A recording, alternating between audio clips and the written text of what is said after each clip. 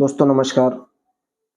आज की इस वीडियो में हम पाटलिपुत्र के बारे में जानेंगे और पाटलिपुत्र का इतिहास जानना और पाटलिपुत्र शब्द की उत्पत्ति कैसे हुई और जो संदेह हैं कि पाटलिपुत्र पाली भाषा का शब्द तो नहीं लगता है, लेकिन जो इस नगर की स्थापना हुई थी वो बहुत पहले हुई थी और बुद्ध के समय में लिखने पढ़ने का जो प्रचलन हो चला था और पाली भाषा उस समय प्रचलित थी।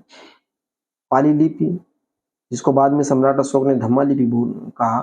तो आज हम जानेंगे कि आखिर पालीबुत्र जो पाली भाषा का शब्द है बनाम पाटलिपुत्र, क्या रीजन रहे होंगे जो इतना परिवर्तन हुआ और उस परिवर्तन के क्या प्रभाव रहे और ये चीजें कहाँ से अब जानकारी मिली हैं कि जो मेगास्थनीज के विवरण से प्राप्त होती हैं।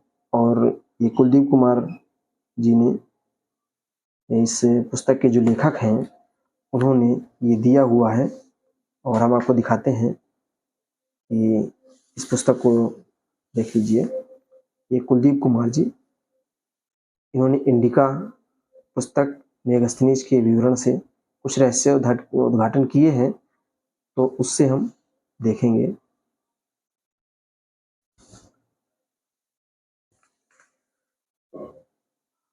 हर्यक वंश के समय से ही और बाद में भी पाटलिपुत्र बहुत ही प्रसिद्ध नगर रहा है।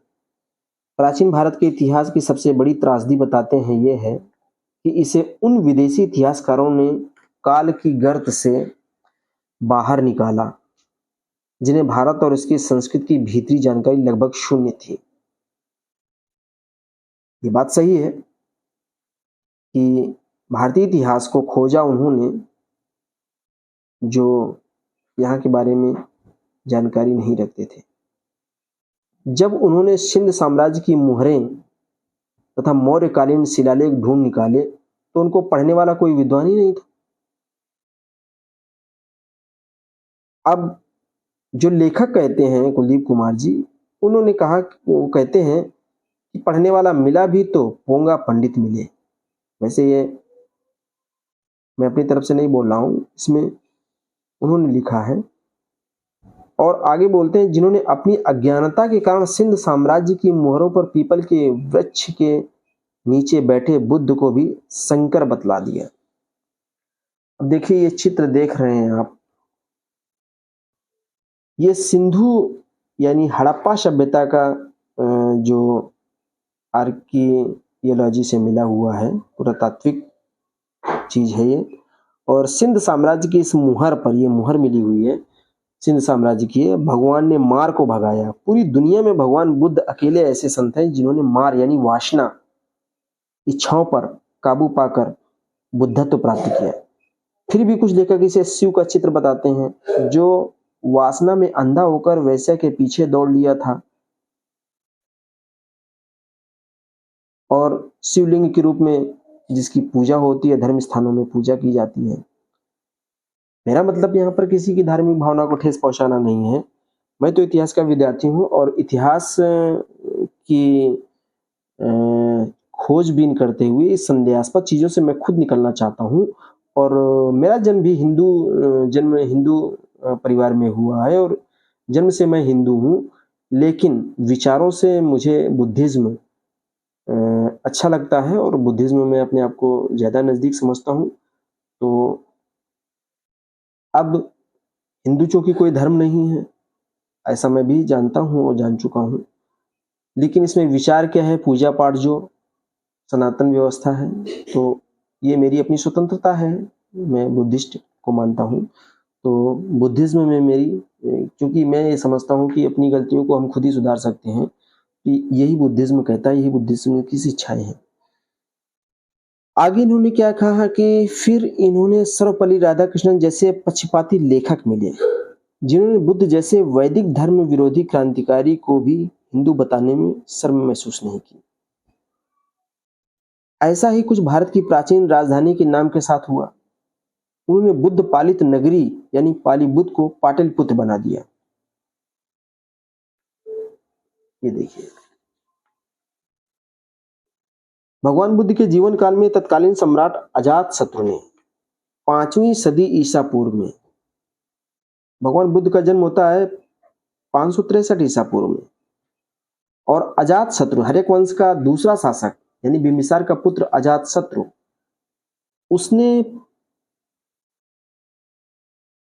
इस नगर की स्थापना की थी, यानी पालीबुत जो आज किताबों में पाटलिपुत्र मिलेगा, उसकी स्थापना अजातशत्रु ने की थी। और अपने राज्य की रक्षा के लिए उन्होंने गंगा दरिया के किनारे पहले एक किला बनवाया था अजातशत्रु ने। उन्हें यह जगह इतनी अच्छी लगी कि बाद में उन्होंने राजगीर यानी राजगृह को छोड़ा और अपनी राजधानी यहां बसा ली। ये काम अजातशत्रु ने किया।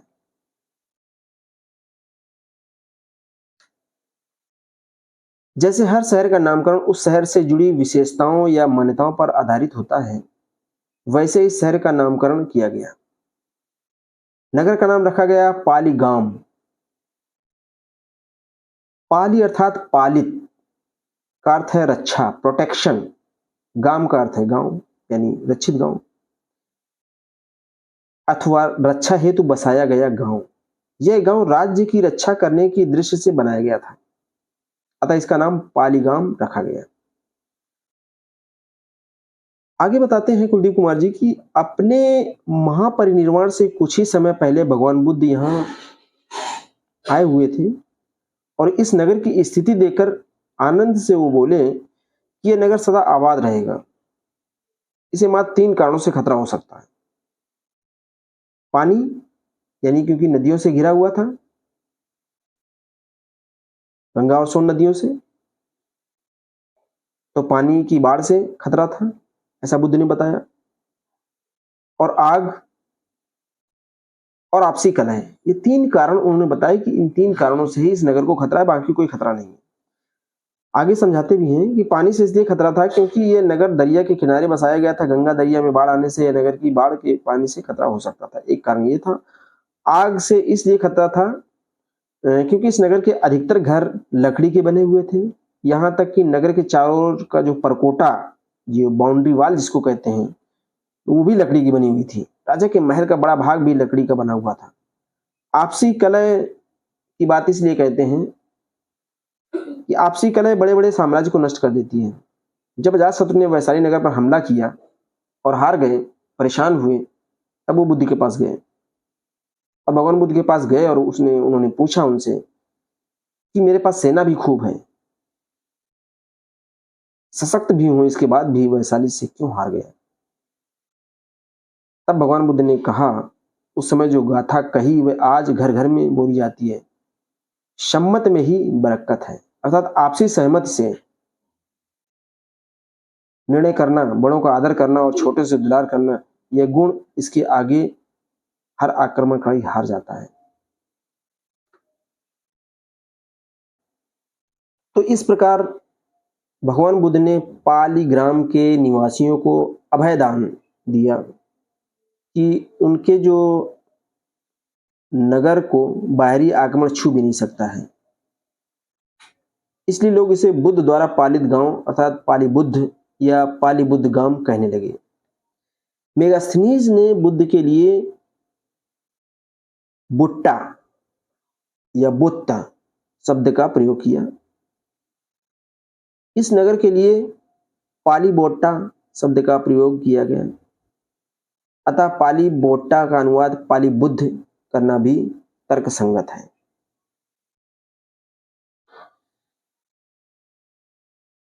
अति महत्वपूर्ण या खास बात यह है कि एरियन अपनी इंडिका में बताते हैं कि सम्राट अशोक ने अपने धौली वाले शिलालेख में पालीबुत नगर को धर्म की राजधानी लिखवाया है। तो उपरोक्त सभी तथ्य इस बात के प्रमाण है कि भारत की इस प्राचीन राजधानी के नामकरण का भगवान बुद्ध से सीधा और अटूट संबंध रहा है। इस नगर की स्थापना के लगभग 200 साल बाद मेगास्थनीज इस नगर में आए और वह उस देश से आए थे जिसके अधीन ब्राह्मणों का आर्यावर्त आता था। तो वो संस्कृत बोलने वाले ब्राह्मण उनके संपर्क में रहे थे। यानी अभी आर्यावर्त का जो क्षेत्र था वो पश्चिमोत्तर क्षेत्र था। अभी पूरे उत्तर भारत में भी आर्य नहीं आए हुए थे। संस्कृत और पाली, पाली मतलब मागधी भाषा के अनेक अंतरों में एक अंतर यह भी है कि पाली भाषा में शाह, ये इस तरह का जो शाह है, घुंडी वाला शाह जिसको बोलते हैं, सीटी वाली शाह और रा लगभग नदारद है। पाली भाषा में ये नहीं है। इस भाषा में श्रमण और समण तथा शूद्र को शूद, यानी श्रवण जो लिखा है, श्री का उच्चारण जो होता है उसमें पाली भाषा में नहीं है। उसमें समण लिखा जाता है, सपेरा वाली सा बनती है। और शूद्र में भी सीटी वाली या घुंडी वाली सा ना होके शूद लिखा जाता है। इसी तरह संस्कृत में लगभग हर शब्द के अंत में मां लगा दिया जाता है, जबकि पाली भाषा में ऐसा नहीं है। तो मेगास्थनीज ने संस्कृत के प्रभाव में इस नगर को अपनी भाषा में पालीबुत और पालिमबुतर कहा, क्योंकि वो संस्कृत से प्रभावित थे, संस्कृत को जानकार थे, संस्कृत भाषी क्षेत्र में वो रहे थे। मेगास्थनीज के समय पालीबुत अपने चरम की ओर अग्रसर था। अगले 100 सालों में यह नगर दुनिया का सबसे समृद्ध नगर बन गया। समय के साथ भगवान बुद्ध का कथन सत्य सिद्ध हुआ, शित्य हुआ। अब देखिए यहाँ पर सिद्ध हुआ को पाली भाषा में सित्य हुआ कहा जाता है। नगर की स्थापना के लगभग 300 साल बाद यानी 184 ईसा पूर्व में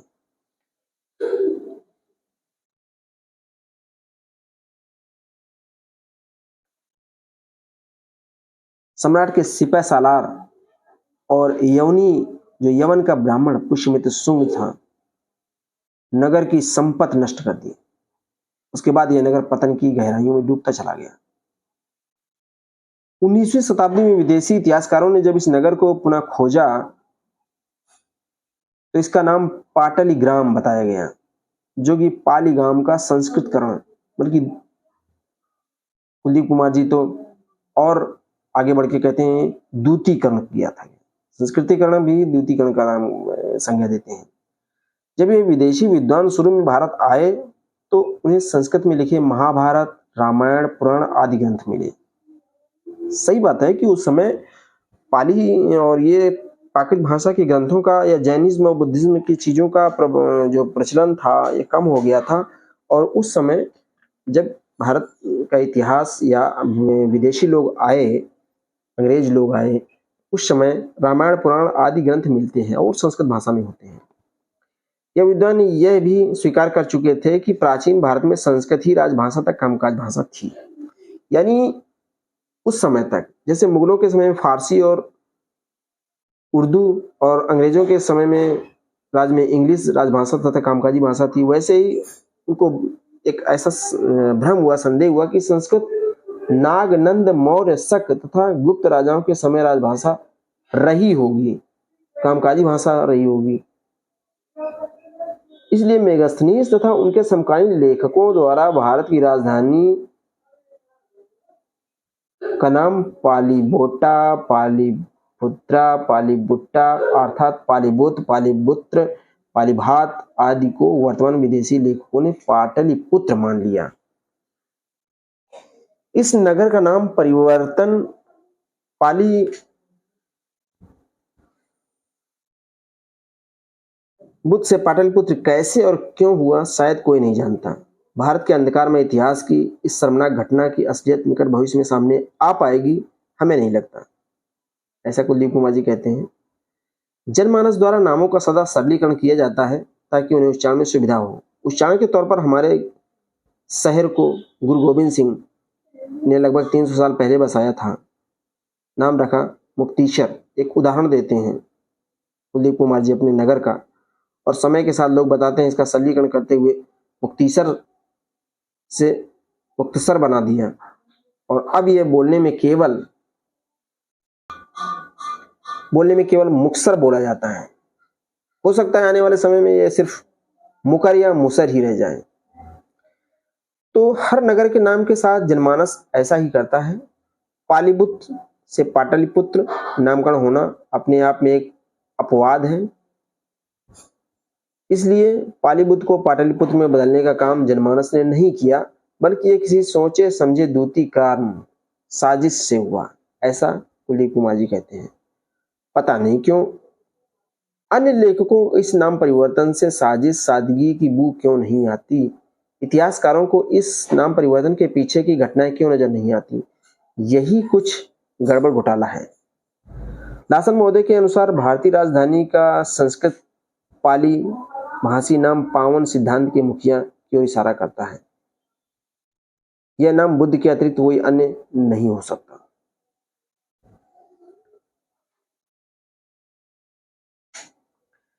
जैसे पुराणों में अनेक ऊल जुलूल किस्से बनाए गए हैं, वैसे ही इस नगर के संबंध में भी किसी पाटली नामक औरत का किस्सा गढ़ा गया। उसके पुत्र के नाम पर इस नगर का नाम पाटलिपुत्र रखा। वह पाटली कौन थी, उसके माँ बाप कौन थे, किसी को कोई पता नहीं। ऐसे ही उसके पति की कोई जानकारी नहीं। बस उसके एक पुत्र हो गया जिसकी भी कोई नाम नहीं है, जिसका पाटली के पुत्र के नाम पर उसका नाम पाटलिपुत्र हो गया। हमें सचमुच दुख होता है कि जब सानबैग जैसे लेखक भी उस किस्से को बिना टिप्पणी के अपनी पुस्तक में छाप देते हैं। उनका यह पावन कर्तव्य बनता था कि इस पाटली नामक औरत के किस्से के सच झूठ का पता लगाते और उसी के अनुसार टिप्पणी करते।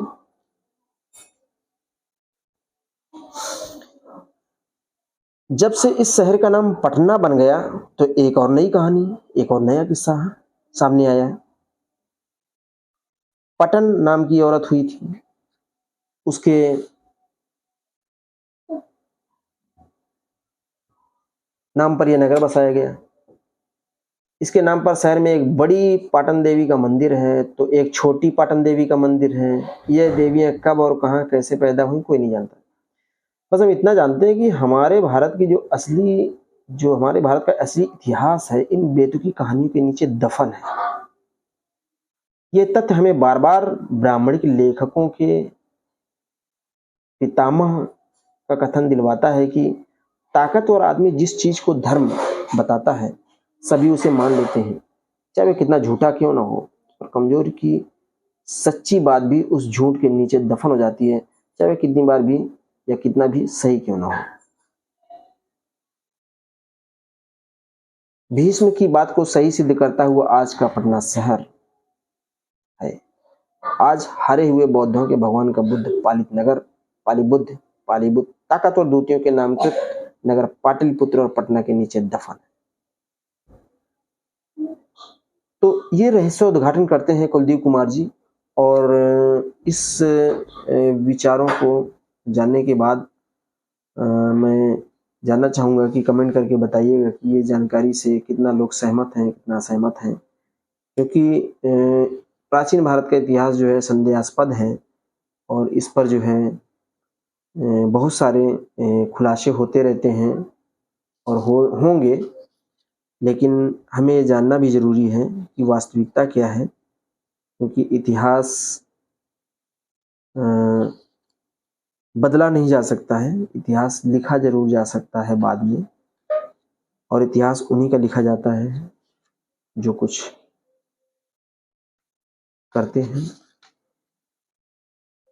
और जैसे बुद्ध का इतिहास है, सम्राट अशोक का इतिहास है, उन्होंने ऐसा कुछ किया है जिसकी वजह से उनका इतिहास लिखा गया है। तो इसी के साथ मैं वीडियो समाप्त करता हूँ। धन्यवाद।